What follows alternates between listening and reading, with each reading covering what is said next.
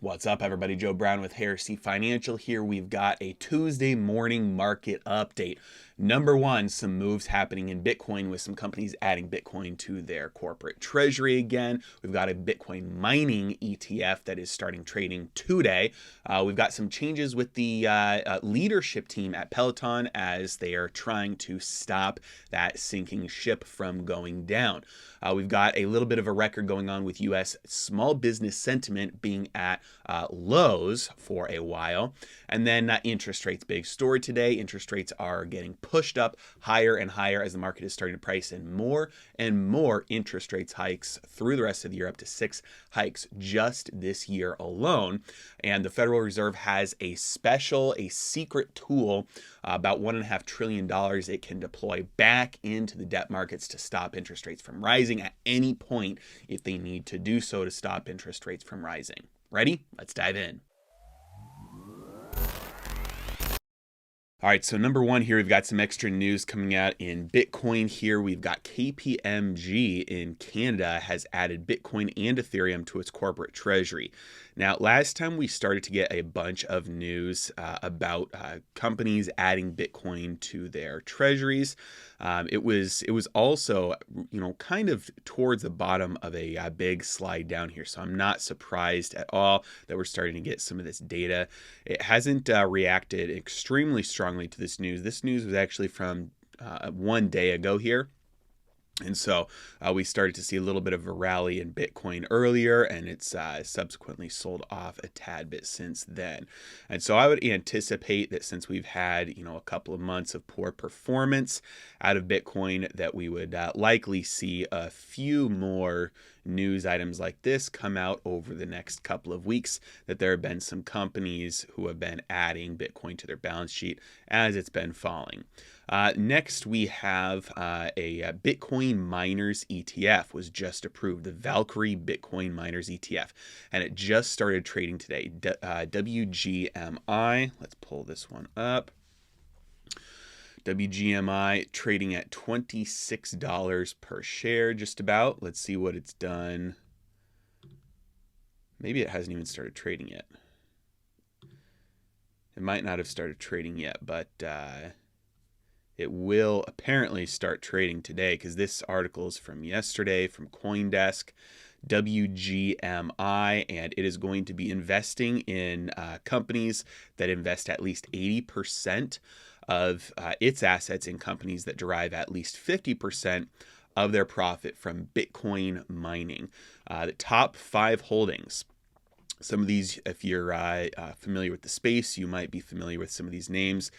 ARBK, Argo Blockchain, Bitfarms, BITF, CleanSpark, CLSK, Hive Blockchain, HIVE. That's probably one of the more well-known ones. And then Stronghold Digital Mining. And so all of those are going to be in the 8 to 10% range in terms of how big they are in the portfolio. So you're going to get 40 to 50% of the total ETF's performance, at least right now, coming from those big names. And then the next 5 holdings are all smaller, 4%. They include Marathon Digital and a couple others. Now, the other thing that is notable here is that they're looking for kind of green energy here, which is something that I think Bitcoin has gotten kind of an undeserved rap for, considering the incentives and the direction that Bitcoin mining has taken.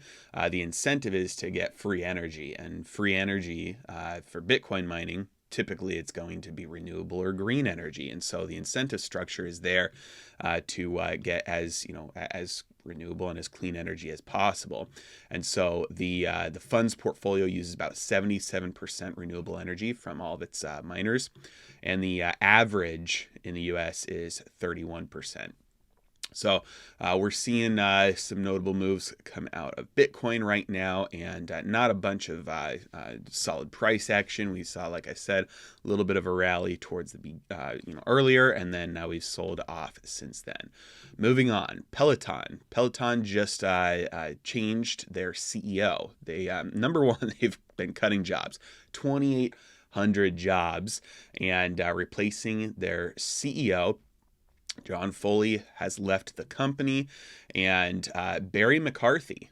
So Barry McCarthy he was the former CFO for Spotify, and apparently the former CFO for Netflix as well. So tomorrow he's going to start as CEO at Peloton. So people are saying, it's been surging on the news. They're turning around. So let's see what this surge looks like. Man, big surge. No, percentage-wise, that's pretty good here. Let's see what percentage-wise it's up from the bottom here. Yeah, from the bottom, they're up about 50%. Long term, they've got a lot of ground to cover here, and most of this was just a giant bubble from investors stupidly piling in, thinking that somebody selling massive, expensive exercise equipment was not going to be a saturated market. Once everybody buys one, once some people buy one, there's no more market left. And so this is not something that, was these prices up here were not sustainable by any stretch of the imagination. It might be a little bit oversold here. I still wouldn't touch it with a 10-foot pole. And I don't own it at all. Moving on, record share of U.S. small businesses have bumped their prices amid inflation. And so this is, typical. When you see inflation, you're going to see the people or the companies who are selling the stuff are going to have to bump their prices because they have to buy stuff in order to sell stuff. And so looks like inflation is continuing. Record share of small businesses have raised their prices and their pay in January. So their costs have been going up here.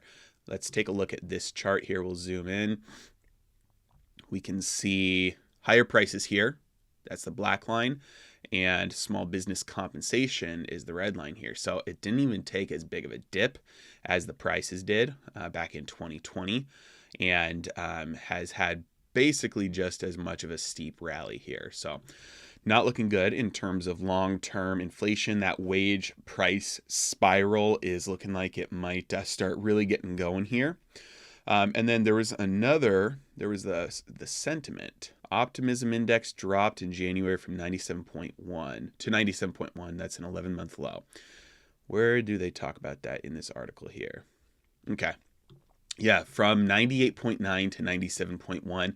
And that is the lowest in 11 months. So that's not as big of a time frame as I initially thought that they were talking about here. Might not be as big of a deal. Only 9% of those surveyed said it's a good time to expand their business. Small share since February of last year. Again, just about a year, not a massive time frame there. Moving on, we're going to look at rates here. So this is a big one. Interest rates. The market has six interest rate hikes priced in. There's 7 upcoming meetings this year, and has priced in 6 hikes. Now, if you'll notice here, green is where you see the hike probabilities over 50%, and so the probabilities of a one hike at the next meeting is 100%. It's 100% all the way across the board. So, the market is pricing in 100% chance of a interest rate hike of just one. Now, when we get to 2 hikes, we can see that for the next meeting, we're already sitting at a 29% chance. That means the market is pricing in a 29% chance that the Fed will just skip a single hike and go to a double hike. Go from, they'll skip the 25 to 50 basis point range and go straight to the 50 to 75 basis point range at their next meeting. And so we can see, obviously, as time goes out and as the number of rate hikes increase, we're going to see that likelihood drop. But the market has already been pricing a lot of this in. So let's go and see what that means in terms of the market pricing in these rate hikes. So 30-year has been on another rally today. We're up at 2.27%. The 20-year, 2.3%. Again, rallying today.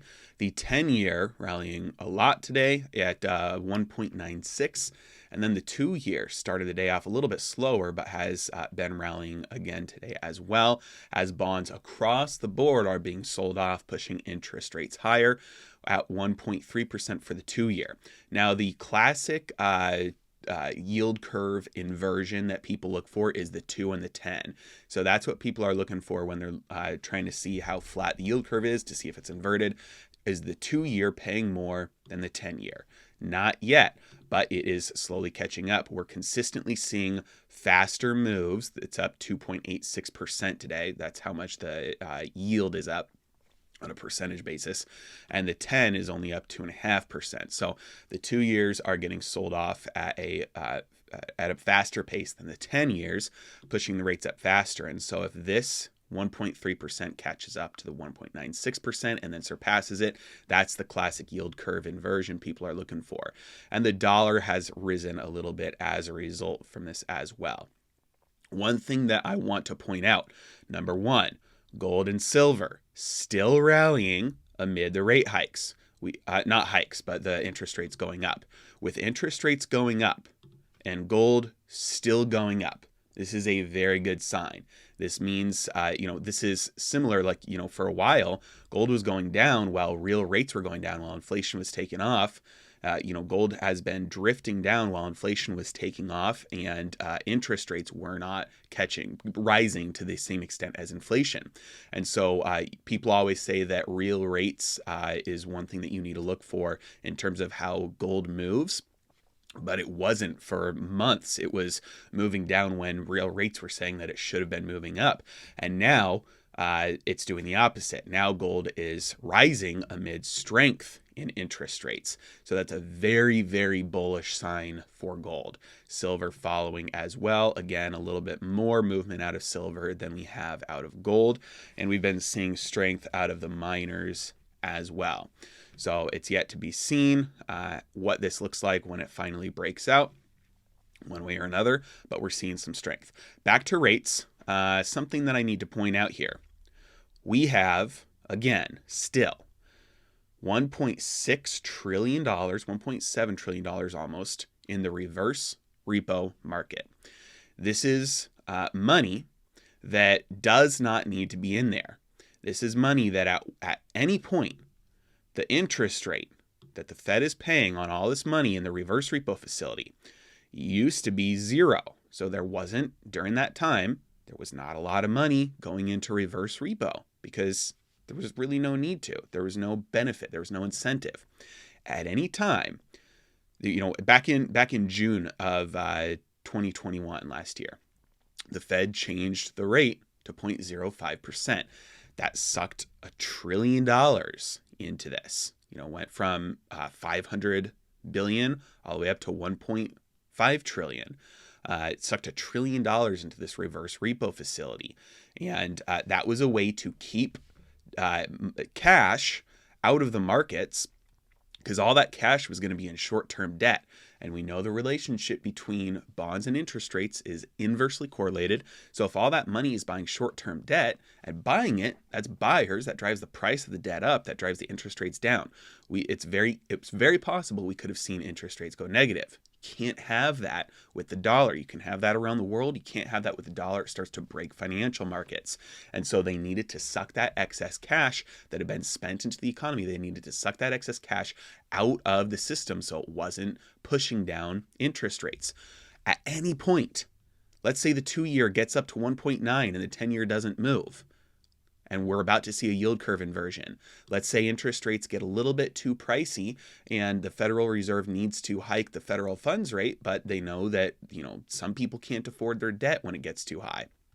At any point, the Federal Reserve can put this from 0.05 back down to 0.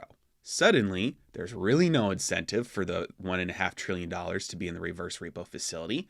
It will leave and it will go back out to where there is yield.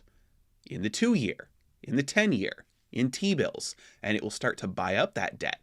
That's $1.5 trillion buying up debt, pushing up debt prices, which pushes down interest rates. So there's $1.5 trillion waiting to be deployed that the Federal Reserve can push out at any moment, that has been keeping on the sidelines of, this is just like money market funds. This is people's money. This is just cash that's been floating around in the system from, this is just excess cash. And they've been they've designed this reverse repo facility rate in a way that keeps that cash out of the system. And at any point, they can flip that switch. All that money will flood out, and it will put a lid on interest rates to the tune of $1.5 trillion will come in and be a buyer of debt. And that will, at least short term, that will be a lid on interest rates. And it might coincide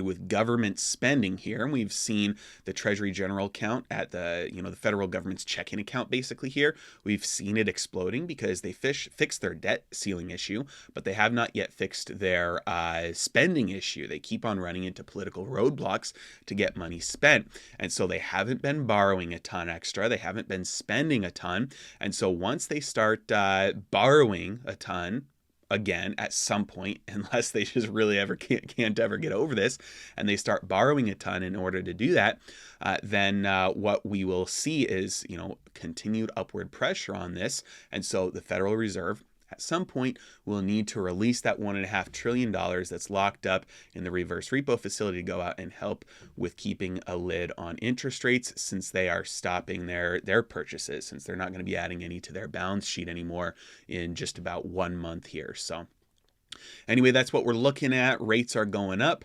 We'll see at what point the Federal Reserve says that's too much and pushes out that reserve $1.5 trillion. And after that, then, who knows what the plan is after that. But that's why they're not very worried about pushing interest rates up right now, because they know they've got a $1.5 trillion they can push back out in the market to keep a lid on interest rates, even while they're raising the federal funds rate and stopping their asset purchases, maybe even selling some assets off their balance sheet. Who knows? But they've got a buffer zone there to take care of that. It won't at first collapse the markets. They've got that buffer zone to kind of absorb the blow into the debt markets. So that's what's going on with the markets today. We've got just a quick recap. Some Bitcoin added to corporate treasuries, a new Bitcoin mining ETF. Peloton making some changes here, and small business sentiment is at a 1 year or so low, and interest rates, everybody's expecting higher and higher rates throughout the course of this year.